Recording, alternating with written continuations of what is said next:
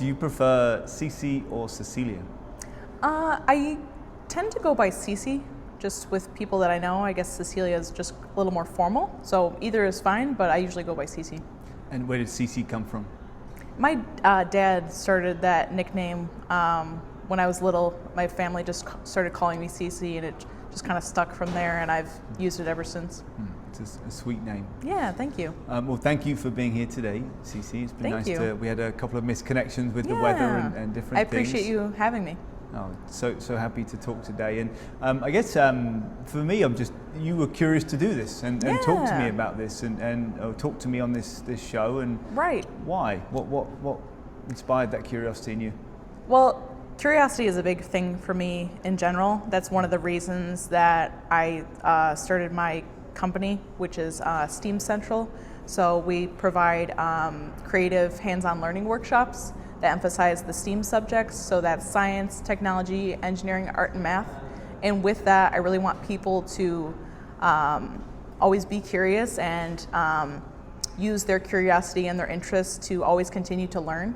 I think that learning is a super important lifelong practice, and that once we exit school, we tend to learn a little bit less or have a lesser learning practice. And so this is a way for people to continue to learn throughout their lives, because that's especially important for longevity. I want people to be healthy and live as long as possible. And so that's one of the ways that, I incorporate a learning practice into my life, because I actually have a goal of living to 102 because I want to be able to live in 3 centuries. So I was born in 98. So I'm hoping if I live to 2100, then I can live in 3 centuries. So with that, learning is a super important way to engage the mind and practice longevity. And yeah, I think it's curiosity is super important. I couldn't agree more. Thank you. It's a fundamental part of a good life. There's a spectrum of curiosity, 0 to 100, and people are somewhere on it, and the ones that are higher up seem to get a lot more out of life, and so it's nice to hear. And so just one element I want to touch on with STEAM is the experiential part of it, right? Philosophy of Q, of course, is most of what we know we learn from experiences and other people, and that's seemingly the philosophy with STEAM and kind of incorporating that. Like, how does that resonate with you and for STEAM and for yourself? So I started the company because of my own experience in school. So being a student in the US, essentially a lot of what we are doing in school is like lecture-based learning.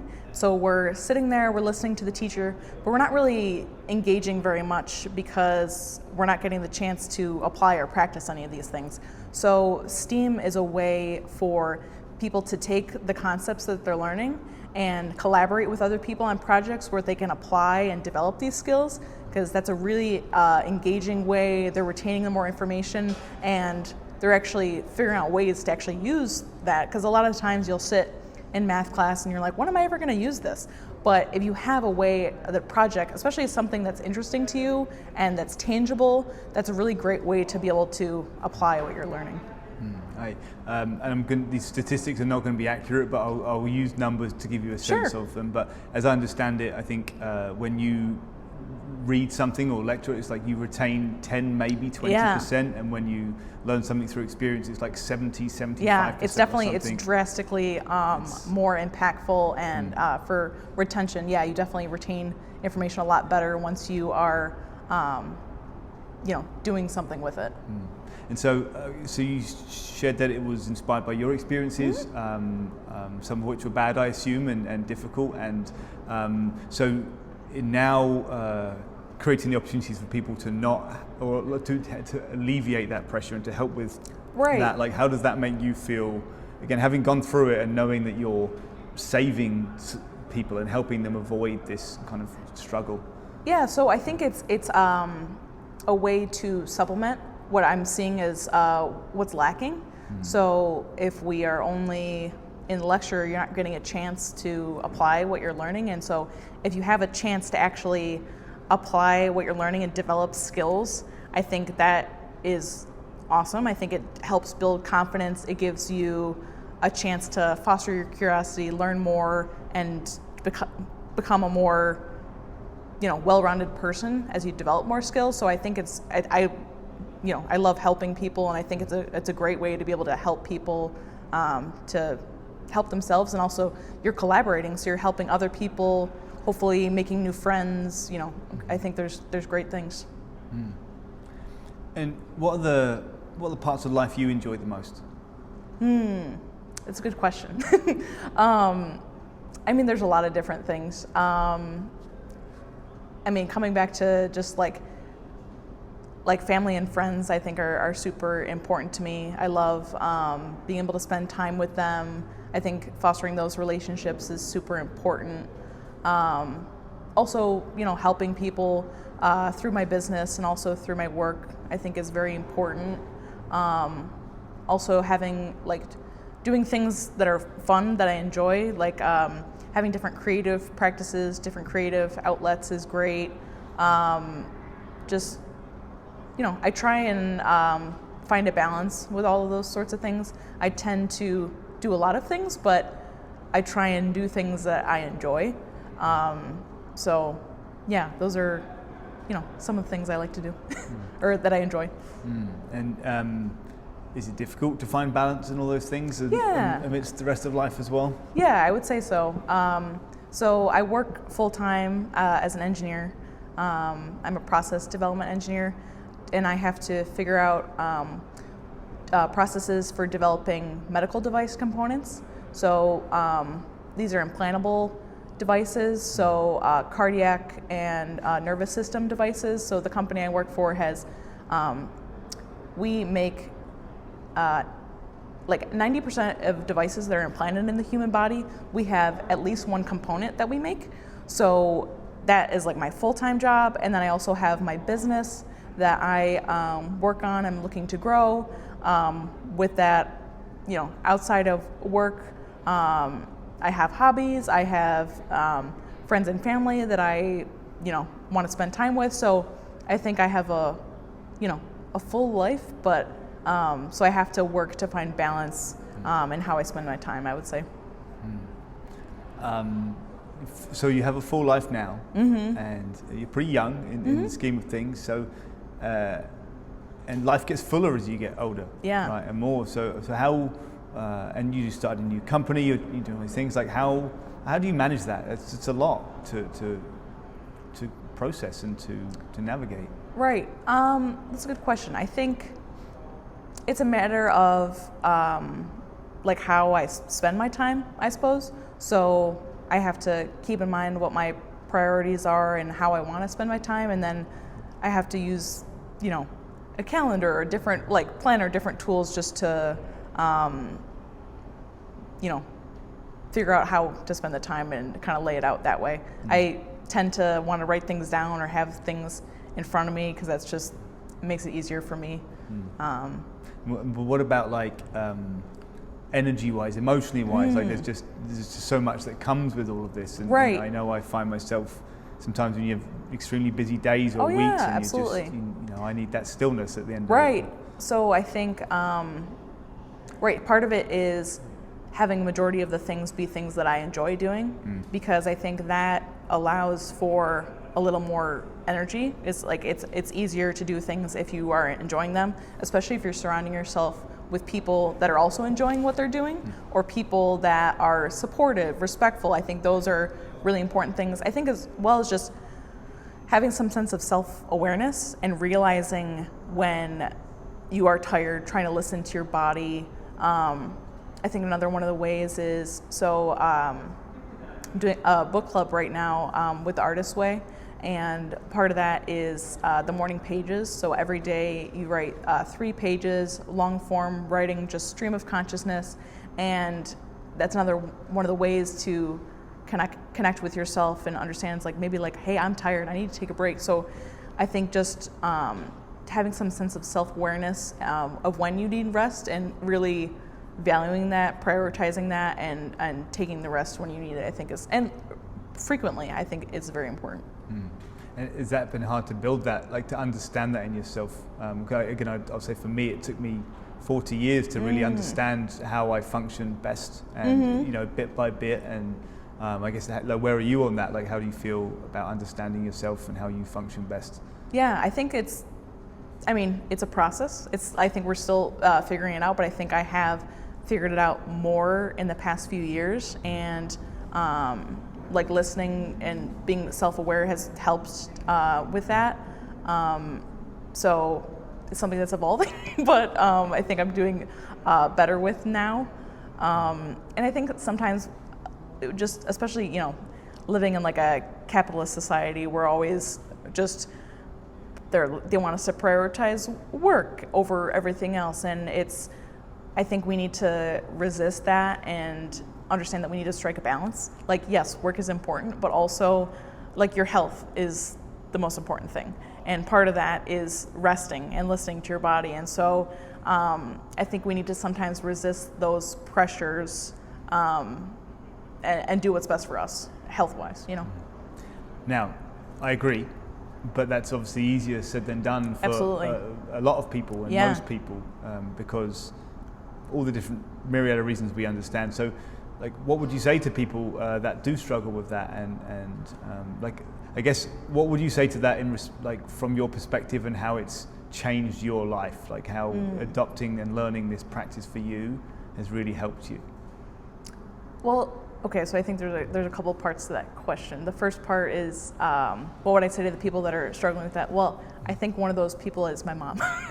And so with my mom, I'm always telling her, so she works from home, and she works a full-time job, but I think she is working more than she needs to, and she gets stressed as a result, and I tell her that she needs to work less. And I think that's easier said than done. But sometimes when she's stressed and she's talking to me about it, then that affects me and I get more stressed, which I know that's something that she doesn't want. So she's actually joined my book club, which is great. And her being a part of the book club is, the book club for The Artist's Way is all about creativity and fostering a relationship with creativity. And that also, along with the morning pages, there's a challenge every week to do an artist date, which is essentially you spend a couple hours alone doing something fun. And maybe it's something creative, maybe it's just something for you. And so I think through that, she's like changed the way that she's paying attention to things, which is great. She was saying that like oftentimes we're trying to multitask, which is not very effective, but paying attention to one thing at a time and prioritizing hobbies more, which is great. So I think that has been really helpful for her. We're only a few weeks in, it's like a 12-week book, but you know, kind of having people in your life that are supportive of you and also want you to prioritize your health, I think is super important. So having that support and reminders from others, I think, is important as well. And could you remind me the second part of your question? No, I'm going to pivot. Okay, so that's very interesting, and it's nice to hear it happen so quickly. And I think that often awareness or just being told something that like you just never thought about, and a way to do something is enough to kind of give someone that avenue. And I think that you're quite right, like having the right people around you that are going to create those opportunities and spaces is really important. But so for you though, the 2 hours a week you do, what kind of stuff are you doing in those 2 hours? So it kind of depends. It's funny because this is the second time I've gone through this book, and the first time I really struggled because I'm like, I need ideas. So last night we met and then we came up with some ideas together. So one of the things I plan on doing that I haven't yet done is go to the botanical gardens. I think that's a great way to kind of escape the cold weather, at least pretend you're in a tropical environment, somewhere warmer. This past week I didn't know how, but I just decided I was going to wing it, and I made a journal. So I got papers and I sewed them together, and I was traveling in San Diego, and I got this decorative paper that I made for the cover. So just, that was kind of my artist date for last week. So trying to do a variety of things that I find fun. And new things. Yeah. What are some of the things that you've learned about yourself that have surprised you in the last few years? That's a good question. I don't know. Now I'm like trying to reflect, and it's not always easy to just remember. Take your time. But I tell you what, before we do that, yeah, I'm gonna ask you just to close your eyes for a minute, sure. and I'll let you know when to come out again.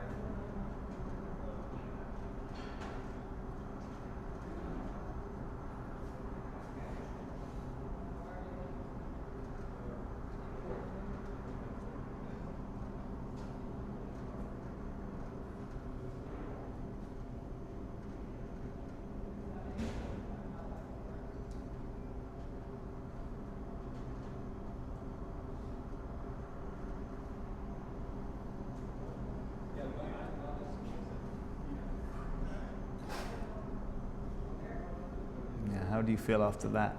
Good. Little sleepy. You were talking earlier about public speaking sometimes, and you had the heart rate monitor, and the heart rate was going up, and that's something you're working on. I guess, how do you use stillness and your breathing in those circumstances? That's a good question. I don't think actually I really think about it, but I think that's something I should definitely consider, especially if I'm feeling, a heart rate going faster than needed. I think that's a great thing to implement. Is that something that you do? Yeah, that's a great idea. Absolutely. I think learning to breathe is one of the greatest things I've ever learned. Yeah. And I say that in that, we're all born and we start breathing, and we die and we stop breathing. Yeah. Right? There's just a given in that, right. that dynamic of us and that practice. But generally, the only times people think about their breathing is when it's threatened, right? Yeah. You're short of breath, or whatever it might be, or something's affecting it. And that's a shame, because there's so much power in using your breath. And for me, I found it through yoga. And I would argue I use yoga in almost every moment of every day, and specifically the breathing aspect of it. Yeah. And, so that's not a practice that you adopt at the moment. No, but I think that's something that I'll look into. Try. I would highly recommend it. And just even like sitting on your own and thinking, closing your eyes and just focusing on your breathing can be so incredibly powerful to practice it, to understand it and feel how it goes in and out. And of course, the act of doing that brings you right into your body and present, which is a wonderful place to be and a wonderful place to discover things. So I highly recommend that. I think that thank you. And public speaking, it's something that I've had to work on over the past few years. I was very nervous about it, and I held an event in July, and I had to speak for an hour and a half, like a script that I'd written a couple of weeks before. I had to and it was very nerve-wracking, but the breathing was fundamental. Yeah, absolutely. It really helped me through it. And in life, by the way, not public speaking is one aspect, but in any situation now, again, easy, hard, like my breathing, I'm conscious of it and how it's helps me navigate. And it's so simple. Yeah. It's so simple. You were asking before about like what I've learned about myself in the past few years, and I think Good. I was hoping you would come back to it. So you had touched before. So as far as public speaking, I kind of doing a self-imposed exposure therapy of sorts. So when I was in university, I had really struggled with public speaking. When I have to go in front of the class and do a presentation, I had found that my heart rate would be beating fast, and I find it very difficult. And so since then, I have been trying to push myself to public speak more. I did another program through UB that I had to do a presentation with.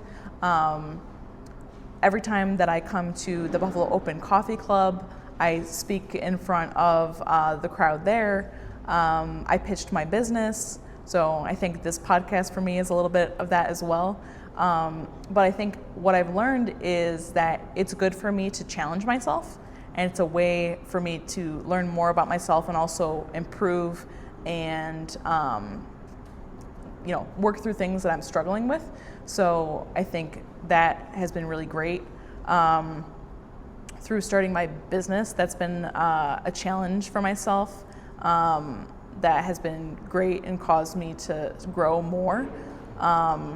I think also it taught me some of the things of like what I really value. So like curiosity and learning are things that I really value. Also collaborating with people, and I think that I was more like social than I previously realized. Like in a lot of ways I'm an introvert, but also I really enjoy spending time with people, working with people, and so I think that has been something as well that I've learned recently. And yes, practicing public speaking for the sake of public speaking is helpful, right? And that's the purpose here. But I suspect it's helped you in other parts of your life as well. Yeah. Can you elaborate on that? That's a good question. I think it may connect back to kind of the social aspect, or just being able to take on challenges. Like I think through that I've been more willing to meet new people, to talk to strangers, things that I would previously resist, which I think is also helpful for my business because I'm meeting new people and working with new people, trying to develop relationships, collaborate with them. So I think it's helped in those ways. And are there some parts of your life where you would really like to learn and grow, but you haven't quite got the space for, or you haven't quite got the methods for yet? Yeah, I think one of the ways is through language. I think I would, I learned some Spanish in school, but we really only focused on reading and writing, and there wasn't any sort of emphasis on speaking. So because of that, I've started to try and get back into it, but I haven't reached the point that I have the confidence to, speak with other people in Spanish. I have some coworkers that speak Spanish. I travel to Mexico for work, so that's it would be great to know that and be able to speak with them in Spanish. Also, I'm going to Italy in a few months, and I'm really excited about that. So I think also with Spanish, it's very similar to Italian in a lot of ways. So learning both of those languages will be great. Excuse me. So yeah, I think that's something that I would like to develop more.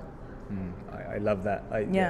Spanish is a wonderful language, beautiful language, and a great way to just explore a culture. And it's also the most widely language spoken in the world, so a very useful Absolutely. one to have. But I'm also learning to speak Spanish. Oh, wonderful. And enjoy it a lot. Yeah. Slowly but surely.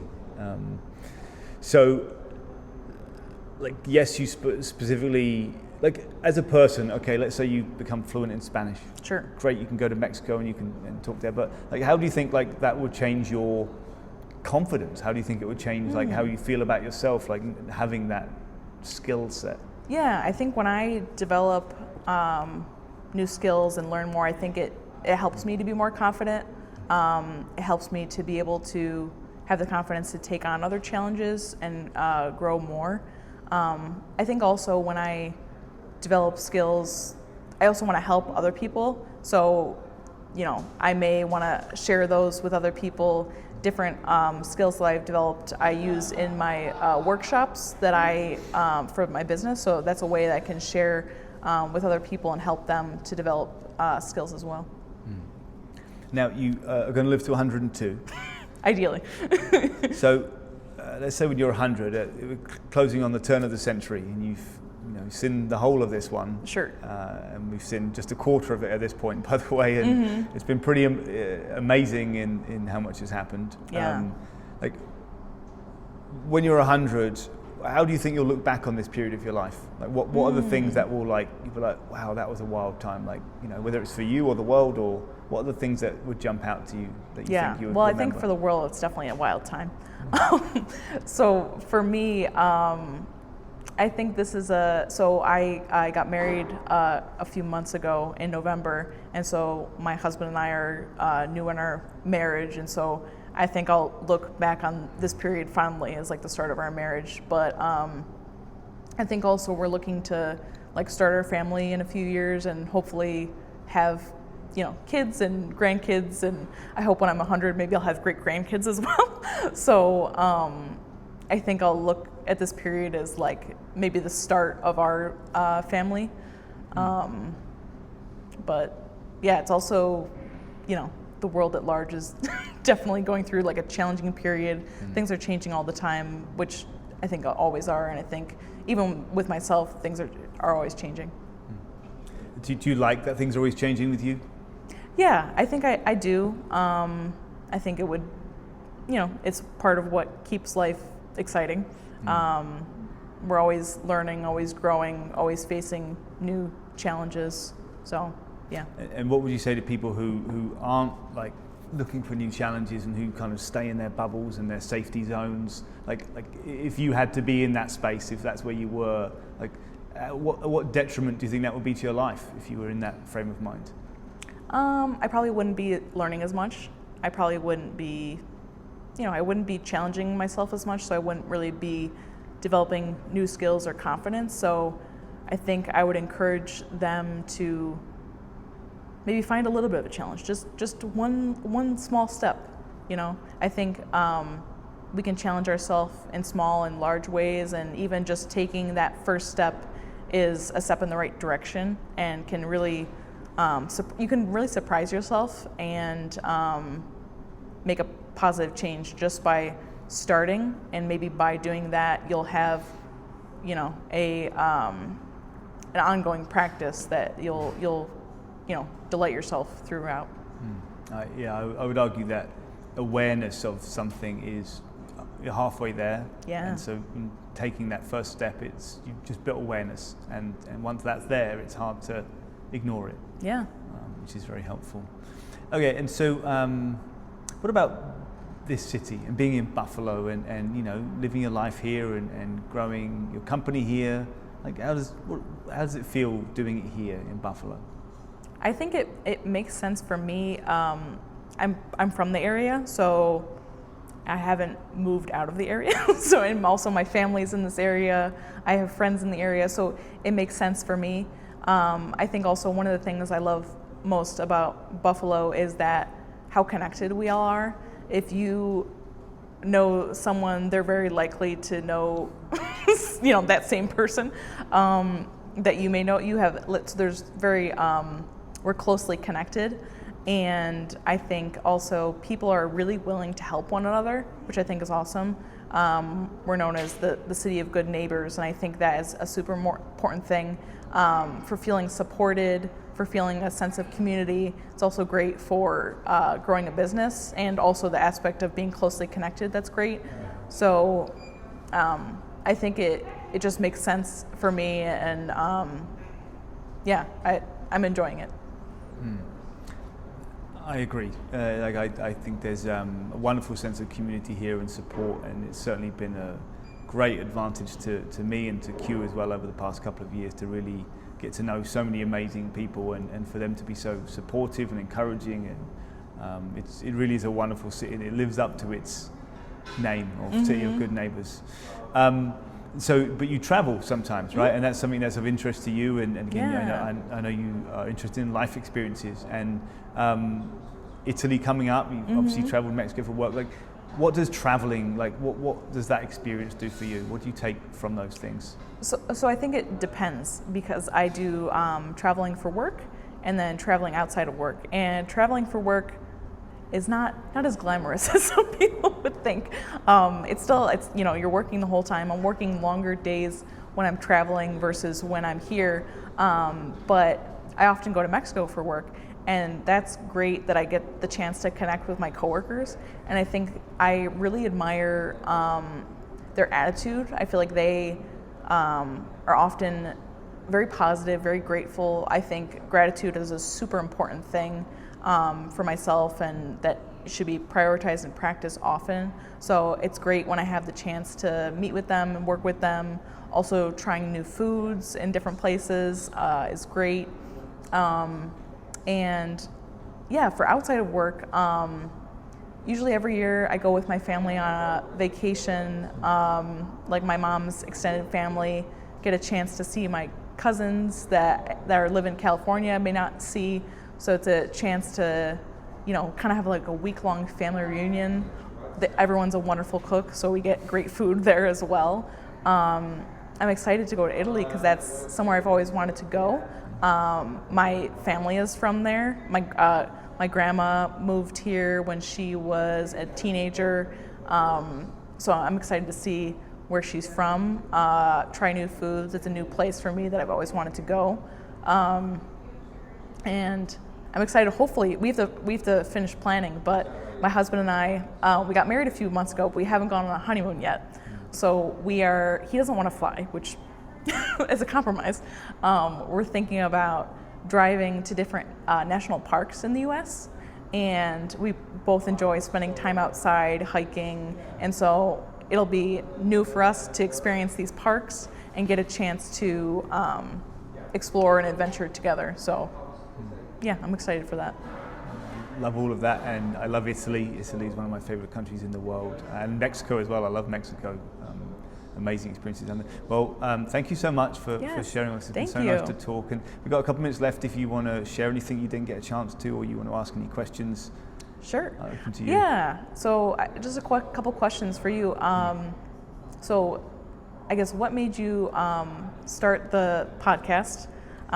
Has there been anything that has surprised you so far? And also, what number of podcast is this?